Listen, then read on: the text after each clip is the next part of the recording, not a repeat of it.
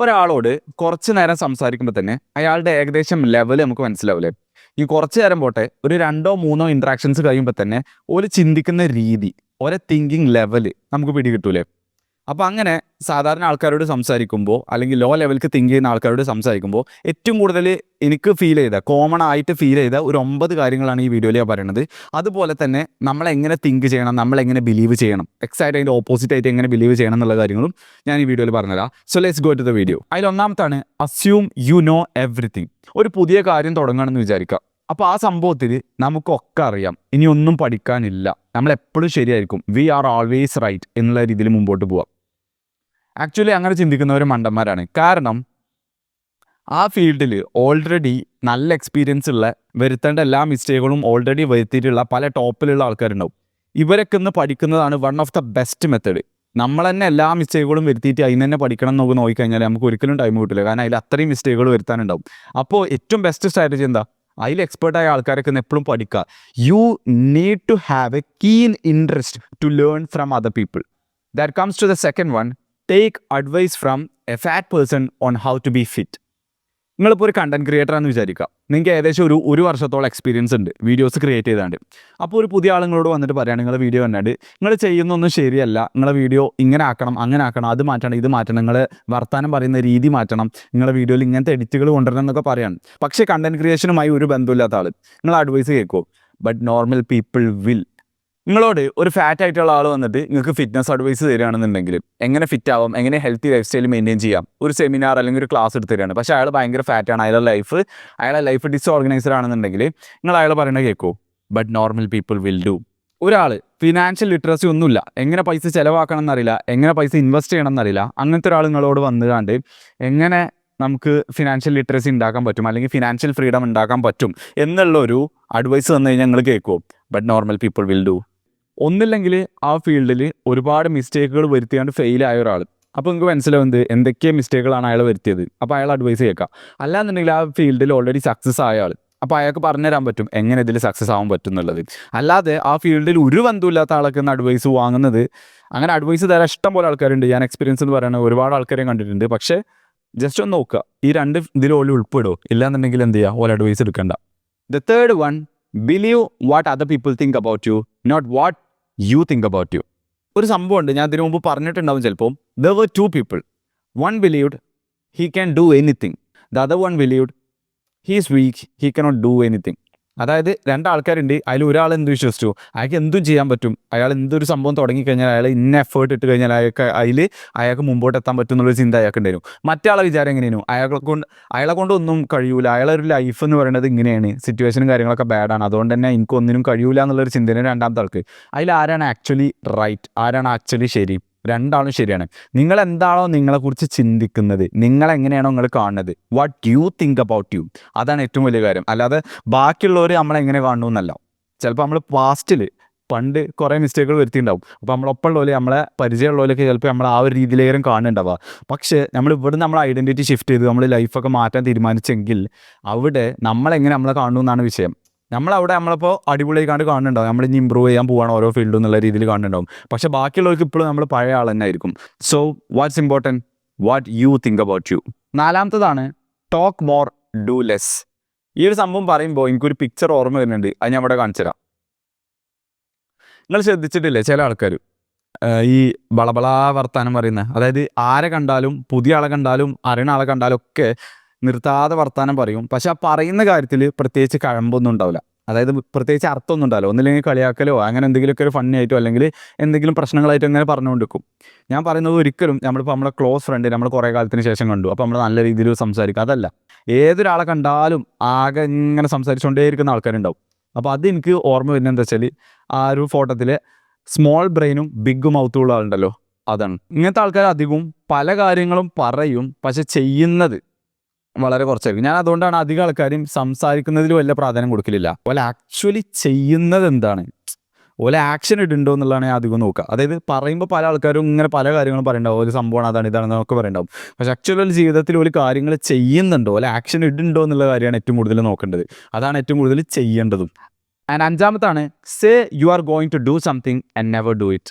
To be honest, ഞാൻ work ചെയ്യുമ്പോഴൊക്കെ എൻ്റെ ഓഫീസിലുള്ളവരൊക്കെ പറയാൻ കേട്ടാണ്, ഇപ്പോൾ ആർട്ടിക്കിൾഷിപ്പ് ആണല്ലോ. അപ്പോൾ ഈ പീരിയഡൊക്കെ കഴിഞ്ഞിട്ട് ആർട്ടിക്കിൾഷിപ്പ് കഴിഞ്ഞിട്ട് 2 കൊല്ലം 3 കൊല്ലമൊക്കെ ഉണ്ടാവും ഓരോരുത്തർക്ക്. അപ്പോൾ അത് കഴിഞ്ഞിട്ട് ഞാൻ ഓഫീസിൽ നിന്ന് ഇറങ്ങിയിട്ട് ഞാൻ പിന്നെ ജിമ്മിലൊക്കെ പോയി ഫുള്ള് സെറ്റാവും. എൻ്റെ ബോഡി ഒന്ന് പിന്നെ എന്നെ കണ്ടാൽ റെക്കഗ്നൈസ് ചെയ്യില്ല, എൻ്റെ ബോഡിയൊക്കെ ഫുള്ള് ഫിറ്റ് ആയിക്കാരം എന്നൊക്കെ പറഞ്ഞാണ്ട് ഞാൻ ഭയങ്കര ട്രാൻസ്ഫോർമേഷനൊക്കെ നടത്തി വരും എന്നൊക്കെ പറയുന്നുണ്ടാവും പലരും. പക്ഷേ ആക്ച്വലി പോലെ അവിടുന്ന് ഇറങ്ങിക്കഴിഞ്ഞാൽ they will do nothing.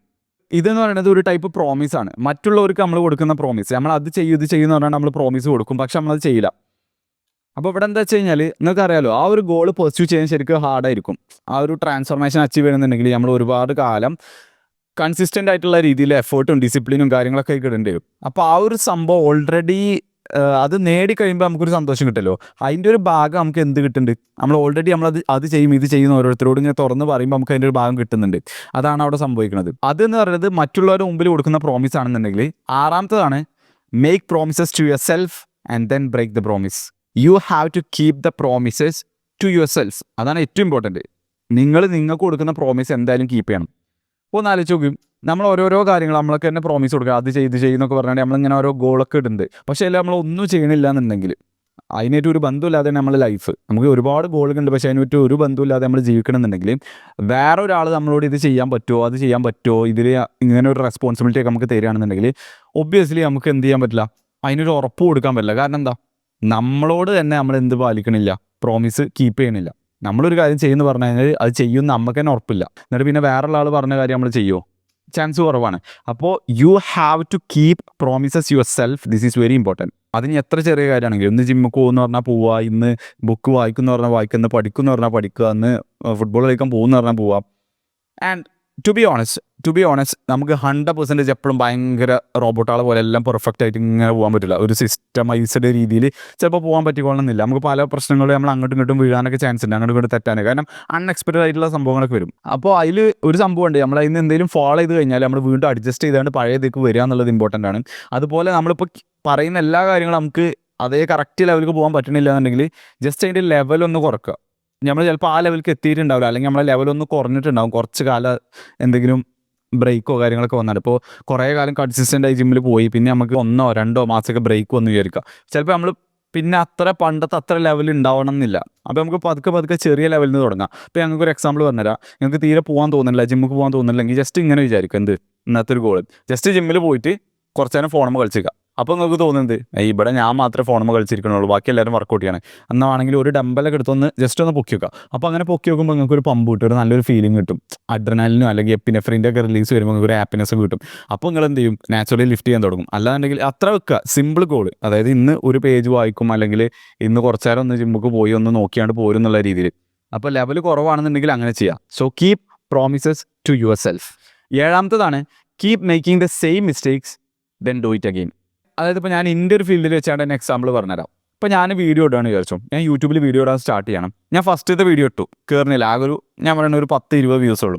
2ാമത്തെ video അതുപോലെ തന്നെ ഇട്ടു, 3ാമത്തെ തന്നെ ഇട്ടു. എൻ്റെ 100ാമത്തെ വീഡിയോയും ഫസ്റ്റത്തെ വീഡിയോയും നോക്കുമ്പോഴും വലിയ വ്യത്യാസമൊന്നുമില്ല, ഏകദേശം അതേപോലെ തന്നെയാണ്. വ്യൂസും വലിയ വ്യത്യാസമൊന്നുമില്ല. 100 വീഡിയോ ഇട്ടു, ഒരുപാട് ക്വാണ്ടിറ്റി ഉണ്ടായതുകൊണ്ട് ചില കണ്ടന്റ് ചിലപ്പോൾ വ്യൂസ് കിട്ടിയിട്ടുണ്ടാവും, പക്ഷേ ആ ഒരു കൺസിസ്റ്റൻറ്റ് ഗ്രോത്ത് അവിടെ കാണില്ല. കാരണം എന്താ, I am making the same mistake again and again. Consistency കൊണ്ട് മാത്രം കാര്യമില്ല, നമുക്ക് എന്തുകൂടി വേണം, നമ്മളെ മിസ്റ്റേക്ക് നമ്മൾ എവിടെയാണോ ലാക്ക് ചെയ്യുന്നത് അതിനനുസരിച്ച് നമ്മൾ നോക്കി തിരുത്തി ഇമ്പ്രൂവ് ചെയ്ത് വരണം. ഇപ്പോൾ ഫസ്റ്റത്തെ വീഡിയോ പെർഫോം ആയില്ല, ഓക്കെ, ഇത് പെർഫോം ആയില്ല, അതിന് ഒരുപാട് കാരണങ്ങളുണ്ടാവും. കാരണം നമ്മൾ തുടങ്ങുകയാണ്, നമുക്കറിയില്ല. അപ്പോൾ നമ്മൾ കുറച്ച് കാര്യങ്ങൾ മാറ്റിയാണ്ട് അടുത്ത വീഡിയോ ഇട്ടു, കുറച്ച് മാറ്റി അടുത്ത വീഡിയോ ഇട്ടു. അപ്പോൾ ഒരു 10ാമത്തെ വീഡിയോ എത്തിയപ്പോൾ കയറി. അപ്പം നമുക്ക് മനസ്സിലായത് ഓക്കെ, ഈ ഒരു എലമെൻറ്റ് വരുമ്പോൾ വീഡിയോ കുറച്ചുകൂടി വ്യൂസിന് ചാൻസ് കൂടുന്നുണ്ട്. അപ്പോൾ തമ്പനയിൽ കുറച്ചുകൂടി നാക്കാക്കുക, അല്ലെങ്കിൽ ഫസ്റ്റത്തെ ആ ഒരു 30 സെക്കൻഡ് കുറച്ചുകൂടി എനർജിയിൽ പറയാം എന്നുള്ള രീതിയിൽ, അങ്ങനെ എന്തെങ്കിലുമൊക്കെ ഒരു കുറച്ചും കൂടി എൻ്റെ കണ്ടന്റ് ഫുള്ള് ലാഗായിരുന്നു, ഇപ്പോൾ ഞാൻ ഫുള്ള് വാല്യൂ കൊടുക്കുന്നുണ്ട്, അപ്പോൾ കൂടുതൽ ആൾക്കാർ കാണുന്നുണ്ട്. അങ്ങനെ എന്തെങ്കിലും ഒരു റിയലൈസേഷൻ ഇങ്ങനെ വരണം. നമ്മൾ ഓരോ കണ്ടന്റ് ഉണ്ടാക്കുമ്പോൾ എന്താണ് മിസ്റ്റേക്ക്, എന്താണ് നോക്കി നമ്മൾ അതിനനുസരിച്ച് തിരുത്തി വരണം. നമ്മൾ എന്നും ഒരേ മിസ്റ്റേക്കുകൾ തന്നെ വരുത്തുന്നു, എന്നിട്ട് വീണ്ടും അത് തന്നെ ചെയ്യണു. അങ്ങനെയാണ് സാധാ ആൾക്കാർ ചിന്തിക്കുക. So you don't do that. Make mistake, learn from mistake, improve. 8ാമത്താണ് avoid working on what matters. ഇത് ഞാനൊക്കെ ചെയ്തിരുന്ന ഒരു സംഭവമാണ്. ഞാൻ പലപ്പോഴും ഇന്നെ തന്നെ എന്താ പറയുക, നമ്മൾ ക്യാച്ച് ചെയ്യാറിയല്ലോ, നമ്മൾ ചെയ്യുന്നതാണ്.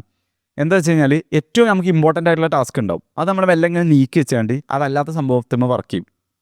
ഇപ്പോൾ എക്സാമ്പിൾ പറയുകയാണെന്നുണ്ടെങ്കിൽ ഇപ്പോൾ ഓഫീസിൽ ഞാൻ വർക്ക് ചെയ്യുമ്പോഴേക്കും അതിനൊരു 3 മണിക്കൂർ അല്ലെങ്കിൽ 4 മണിക്കൂറൊക്കെ എടുക്കുന്ന നല്ല ഡീപ്പ് വർക്ക് ചെയ്യേണ്ട അല്ലെങ്കിൽ നല്ല ഫോക്കസിൽ ചെയ്യേണ്ട ടാസ്ക് ഉണ്ടാവും. പക്ഷേ അത് ചെയ്യുന്നതിൻ്റെ പകരം എന്ത് ചെയ്യും, ജിമെയിൽ ഇങ്ങനെ ചെക്ക് ചെയ്യുക, മെയിൽ എന്തെങ്കിലും പുതിയ വന്നിക്കണോ അങ്ങനെ നോക്കുക, ക്ലയൻറ്റിൻ്റെ ലിസ്റ്റ് ഇങ്ങനെ അപ്ഡേറ്റ് ചെയ്യുക, വാട്സപ്പിൽ മെസ്സേജ് എന്തെങ്കിലും പുതിയ വന്നിക്കണോ നോക്കുക. പേഴ്സണൽ അല്ല, ക്ലയൻസിൻ്റെ തന്നെ, പക്ഷേ അതിലിങ്ങനെ ഓരോ പുതിയ മെസ്സേജുകൾ വന്നിക്കണോ നോക്കുക. ഇങ്ങനെ ഈസി ആയിട്ടുള്ള സംഭവങ്ങൾ ആദ്യം പ്രിഫർ ചെയ്യും. ഏതാണോ ഏറ്റവും ഇമ്പോർട്ടൻ്റ് അത് ചെയ്യാതെ അത് കുറച്ച് നേരം മാറ്റി വെച്ചാണ്ട് അയിമ ചെയ്യും.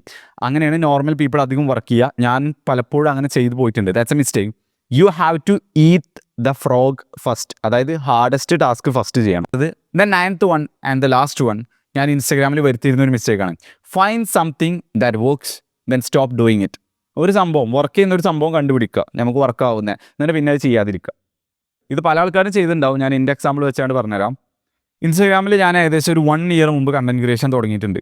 ഞാൻ അന്ന് വീഡിയോസ് ഇട്ടിരുന്നത് അധികം ഷോർട്ട് ഫോം കണ്ടന്റ് തന്നെ ആയിരുന്നു, റീൽസുകളായിരുന്നു.